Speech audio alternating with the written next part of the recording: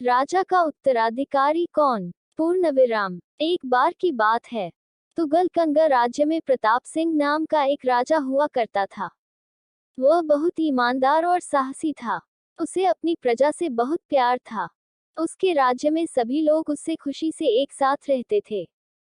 राजा को एक बात हमेशा परेशान किया करती थी कि उसके जाने के बाद उसके राज्य को कौन संभालेगा, क्योंकि उसकी कोई औलाद नहीं थी। एक दिन राजा ने अपने राज्य से ही किसी युवक को अपना उत्तराधिकारी चुनने का फैसला किया। वह अपनी ही तरह किसी ईमानदार लड़के को सत्ता सौंपना चाहता था, जो प्रजा का ख्याल रखे। राजा ने काफी सोच विचार करके राज्य के सभी होनहार बच्चों को दरबार में बुलाया और घोषणा करते हुए कहा, मैं आप सब में से किसी एक को अपना उत्तराधिकारी बनाना चाहता हूँ। इसके लिए आप सबको एक परीक्षा दी जाएगी। जो इसमें पास होगा वही मेरा उत्तराधिकारी बनेगा। इसके बाद राजा ने वहां मौजूद सभी बच्चों को एक एक बीज दिया और बोला कि घर जाकर इस बीज को गमले में लगाना है। 4 महीने बाद सभी अपने पौधे के साथ यहाँ पर फिर से एकत्रित होंगे। उस समय मैं आप में से किसी एक को अपना उत्तराधिकारी बनाऊंगा। सभी बच्चे सोच रहे थे कि राजा अपना उत्तराधिकारी बनाने के लिए कोई कठिन परीक्षा लेने वाले हैं, लेकिन गमले में बीज बोने की बात सुनकर सभी इस परीक्षा को आसान समझकर खुशी खुशी घर लौट गए। वक्त बीतने लगा। सभी बच्चों के गमले से बीज की उपज दिखने लगी थी, लेकिन क्षितिज नाम का एक बच्चा था, जिसके गमले से पौधे का नामो निशान नहीं था। क्षितिज के साथ के दूसरे बच्चों के पौधे बड़े होने लगे थे। ये देखकर वह बहुत परेशान रहने लगा।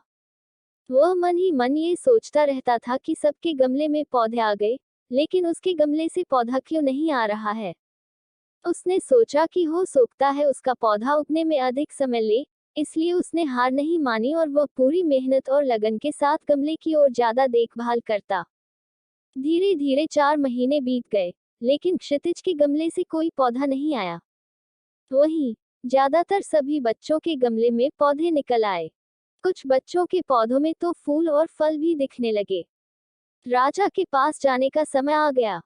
क्षितिज ने सोचा कि वह राजा के पास जाएगा तो उसका गमला देखकर सब उसका मजाक बनाएंगे। कोई उसकी बात पर विश्वास नहीं करेंगे कि वह हर दिन गमले में पानी देता था, वह उसकी देखभाल करता था। क्षितिज की मां ने उसे समझाया और कहा कि नतीजा कुछ भी आया हो, लेकिन तुम्हें राजमहल उनका बीज लौटाने जाना चाहिए।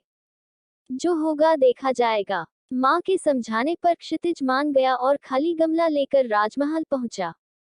वहां उसने देखा कि सभी के गमले में सुंदर सुंदर पौधे दिखाई दे रहे थे और सभी बहुत खुश थे। उसका गमला देखकर सभी हंसने लगे और अपनी मेहनत का बखान करने लगे। वह चुपचाप आंखें नीचे किए शर्म से बैठ गया।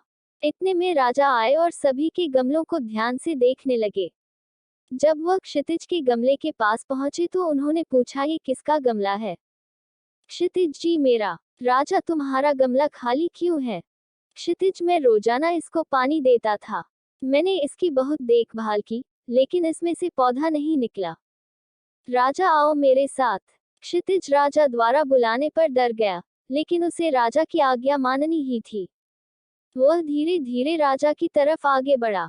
राजा उसे सिंहासन के पास ले गए और बोले, तुम ही इस राज्य के असली उत्तराधिकारी हो।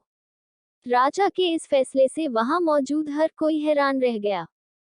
राजा ने कहा, मैंने जो बीज दिया था वह नकली था, उससे पौधा आ ही नहीं सकता था। आप सबने बीज बदल दिया। लेकिन क्षितिज ने ईमानदारी के साथ 4 महीने मेहनत की और अपनी असफलता स्वीकार करते हुए मेरे सामने खाली गमला लाने का साहस दिखाया। क्षितिज में वो सारे गुण हैं जो एक राजा में होने चाहिए। इसलिए इस राज्य का अगला उत्तराधिकारी मैं क्षितिज को बनाता हूँ। सभी युवकों का सिर शर्म से झुक गया। वे चुपचाप दरबार से बाहर निकल गए। इस तरह क्षितिज ने ईमानदारी की बदौलत राज्य का सिंहासन पा लिया। कहानी से सीख, हमें किसी भी परिस्थिति में ईमानदारी नहीं छोड़नी चाहिए।